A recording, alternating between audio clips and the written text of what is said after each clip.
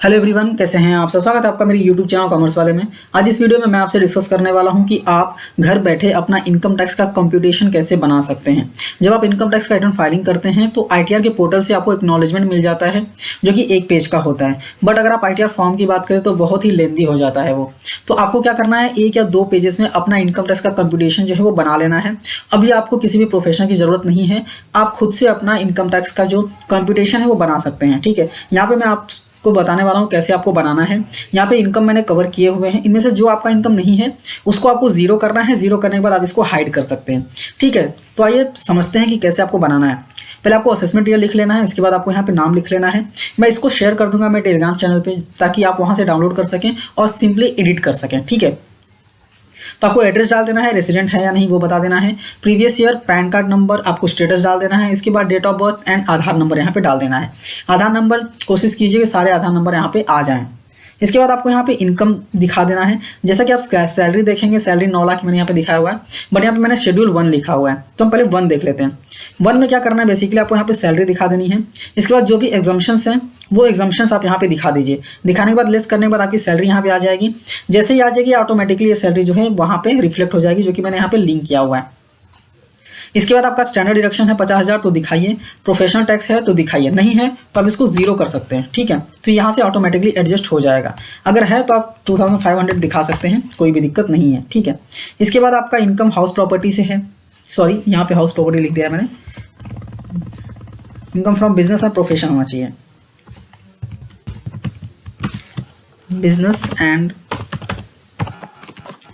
अगर आपका business and profession से कोई इनकम है तो प्रॉफिट एंड लॉस का जो प्रॉफिट होता है वही बेसिकली आपका इनकम होता है। तो फॉर एग्जांपल 4 लाख का इनकम है, आप यहाँ से चाहें अगर आपका बिजनेस इनकम नहीं तो आप इसको जीरो कर देंगे तो ऑटोमेटिकली टोटल इनकम से एडजस्ट हो जाएगा। ठीक है, तो आप किसी भी इनकम को जीरो कर सकते हैं, कोई भी दिक्कत नहीं है। मैं यहाँ पे एग्जाम्पल लेता हूँ, 3 लाख का इनकम है। ठीक है, जैसे ही 3 लाख यहाँ पे ऐड करेंगे ये इनकम में ऐड हो जाता है। इसके बाद अब मान लीजिए आपने लोन लिया हुआ है हाउस प्रॉपर्टी पे और आप इंटरेस्ट पर भर रहे हैं, 2 लाख तक का आपको डिडक्शन मिलता है। अगर आप डिडक्शन ले रहे हैं तो यहाँ पे लिख दीजिए, नहीं ले रहे हैं तो इसको भी आप जीरो कर सकते हैं। कर देंगे तो ऑटोमेटिकली आपका इनकम बढ़ जाएगा। बट अगर आप डिडक्शन ले रहे हैं, जितना भी ले रहे हैं उतना आप दिखा दीजिए। मैक्सिमम आपको 2 लाख तक का डिडक्शन मिलता है। फॉर एग्जांपल 1,50,000 ही मैं यहाँ पे दिखा देता हूँ, 1,50,000 तक का हम इंटरेस्ट पे कर रहे हैं। ठीक है, इसके बाद आपका जो भी इनकम है अदर सोर्स का वो आप यहाँ पे दिखा सकते हैं। मैंने फिलहाल यहाँ पे कैपिटल गेन नहीं लिया है। कैपिटल गेन का अगर आपको चाहिए तो मुझे आप कमेंट करके बताइए, सेपरेट एक वीडियो बना दूंगा जिसमें स्पेसिफिकली कैपिटल गेन में यहाँ पे इंक्लूड करूंगा और अदर भी इनकम इंक्लूड करके आपको बता दूंगा। इसके बाद इंटरेस्ट इनकम, सेविंग बैंक का इंटरेस्ट जो है वो एग्जाम्प्ट होता है अप टू 10,000। ठीक है, अगर आप सीनियर सिटीजन नहीं है तो यहाँ पे आप इनकम पहले ऐड कर लीजिए, उसके बाद आपको डिडक्शन मिलता है। तो यहाँ पे इनकम आपको ऐड कर लेना है। ऐड करने के बाद यहाँ पे आप देख सकते हैं प्रॉपर्ली लिंकिंग किया हुआ है और ये सारे इनकम जो है वो यहाँ पे ऐड हो जाते हैं। इसके बाद जो डिडक्शन है वो चैप्टर 80 TTA का आपको डिडक्शन डेफिनेटली लेना है, 2,000 रुपये का, जो कि आपने यहाँ पे डाल दिया है इंटरेस्ट इनकम। अगर इंटरेस्ट इनकम कोई अदर है, अगर आप नॉन सीनियर सिटीजन मतलब सीनियर सिटीजन अगर आप नहीं है तो आपको सिर्फ सेविंग बैंक इंटरेस्ट का डिडक्शन मिलता है। अगर आप सीनियर सिटीजन है तो भी आपको एफडी का भी और आरडी का भी, पोस्ट ऑफिस का जो भी इंटरेस्ट रहता है वो सारे इंटरेस्ट अप टू 50,000 तक का आपको डिडक्शन मिल जाता है। ठीक है, वो आपको यहाँ पे डिडक्शन ले लेना है। उसके बाद एटीसी के जो भी डिडक्शन है वो आप यहाँ पे 1.5 लाख तक का अगर आपका पूरा है तो दिखाइए, कम है तो इसको आप एडिट कर सकते हैं, कोई भी दिक्कत नहीं है। अगर हेल्थ इंश्योरेंस आपने कुछ लिया हुआ है तो वो भी आप यहाँ पे एडिट कर सकते हैं। टोटल डिडक्शन यहाँ पे ऐड करके जो है वो आ जाएगा। ठीक है, इसके बाद ये ऑटोमेटिकली लेस भी हो जाएगा। अभी टैक्स कैसे कैलकुलेट करना है ये इंपॉर्टेंट है। ठीक है, टैक्स अगर आपका 5 लाख से कम है तो डेफिनेटली जो भी टैक्स आएगा वो आपका रिबेट में चला जाएगा। यहाँ पे 87 लिखा हुआ है। ठीक है, तो यहाँ पे 8,33,000 आ रहा है, तो आपको क्या करना है, 8,33,000 में से पहले 2.5 लाख रुपए माइनस कर देना है। 2.5 लाख रुपए, क्योंकि अप टू 2.5 लाख आपको कोई भी टैक्स नहीं आता है। इसके बाद आपको क्या करना है, इसमें से आप 5,83,000 है तो वापस 2.5 लाख हम लेंगे और जो 2.5 लाख है इस पे हमको क्या करना है, 5% का टैक्स देना पड़ेगा। ठीक है, तो हमने 583 में से 2.5 लाख माइनस कर दीजिए, कितना बचा, 3,33,000। मतलब बैलेंस जो 5 लाख तक हमको 20% भरना पड़ता है, बट 3,33,000 है तो हम 3,33,000 पे ही यहाँ पे 20 डिवाइड बाय 100, 20% यहाँ पे हम ले लेंगे। ठीक है, यहाँ पे जब हम ऐड करेंगे, इसको ऐड कर लेंगे। ऐड करने के बाद यहाँ पे 4% का सेस लगता है।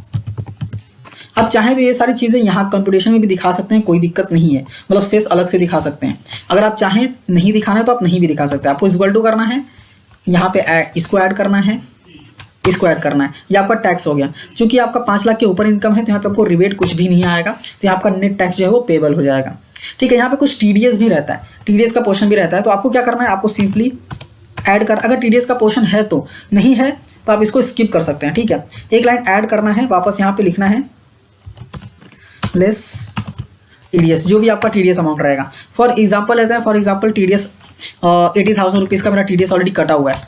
ठीक है, तो हम क्या करेंगे, यहाँ पे वापस 82 माइनस 80 कर देंगे, तो 2,385 रुपये का हमको टैक्स पे करना पड़ेगा। तो बेसिकली आप चालान से पे कर सकते हैं और कंप्यूटेशन के साथ चालान भी अटैच कर सकते हैं कि आपने पेमेंट किया हुआ है। ठीक है, तो आपको ऐसे कैलकुलेट करना है। स्लैब रेट बेसिकली आपको याद रखना है जिससे कि आप प्रॉपर्ली कैलकुलेशन कर पाएँ। आई होप आपको समझ में आ गया होगा कि कैसे आपको कंप्यूटेशन आपका बनाना है। ठीक है, अगर आप मुझसे कमेंट करके बताएंगे कि शेयर कैपिटल वाला इनकम जो है वो इंक्लूड करना है, तो मैं उस पर भी अलग से वीडियो बनाऊंगा, क्योंकि उस पर टैक्स का रेट जो है वो अलग होता है। ठीक है, तो उसका वीडियो आपको बना के मैं बता दूंगा। ये वीडियो कैसी लगी, अच्छी लगी है तो लाइक कीजिए। अगर ये कंप्यूटेशन आपको चाहिए तो आप मुझे बताइए, मैं इसको मेरे टेलीग्राम चैनल पे अपलोड कर दूंगा, आप वहाँ से जाके डाउनलोड कर सकते हैं। वीडियो अच्छी लगी है तो लाइक कीजिए, अपने दोस्तों के साथ भी शेयर कीजिए और ऐसे ही वीडियोस देखने के लिए चैनल को सब्सक्राइब करना मत भूलिए। मिलते हैं नेक्स्ट वीडियो में। Thank you for watching and